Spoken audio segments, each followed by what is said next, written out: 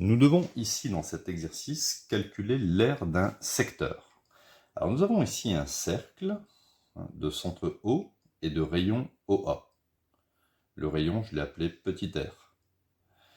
Nous avons ici un point B sur le cercle, et AOB, l'angle AOB, ou bien BOA, mesure x degrés.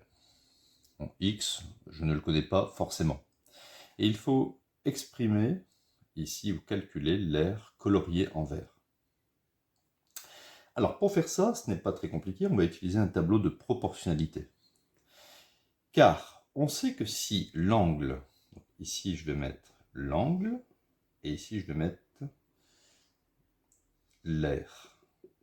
On sait que si l'angle fait 360 degrés, d'accord, si l'angle fait 360 degrés, alors on va combler absolument tout le cercle, et ça fera l'aire d'un cercle de rayon R. On sait que l'aire d'un cercle complet, ça fait pi multiplié par r carré. Ça, c'est l'aire d'un cercle. Mais le problème, c'est qu'on n'a pas 360 degrés ici pour mon secteur. J'ai x degrés. D'accord ? X degrés. Donc, il va correspondre une certaine aire, et c'est justement cette aire que je calcule, c'est l'aire du secteur.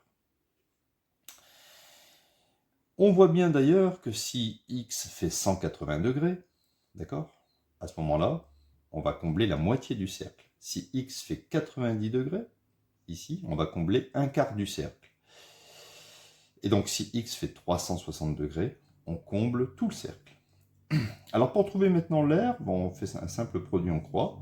Donc ça fait pi r carré fois x divisé par 360. Pi r carré fois x divisé par 360. Donc voilà la formule qui vous permet de trouver l'aire d'un secteur. Alors regardez par exemple, si, on fait une supposition, si x était égal à 180 degrés, d'accord, donc j'aurai cette figure-ci, voilà, et le secteur serait un demi-cercle. Et bien pour trouver l'aire, je vais remplacer x par 180, ça fait pi r carré multiplié par 180 divisé par 360, ce qui va me donner pi r carré divisé par 2. Pourquoi? Parce que regardez, 360 c'est 180 multiplié par 2, je peux barrer les 180, et il me reste 2. Voilà, ça c'est l'aire d'un demi-cercle de rayon R.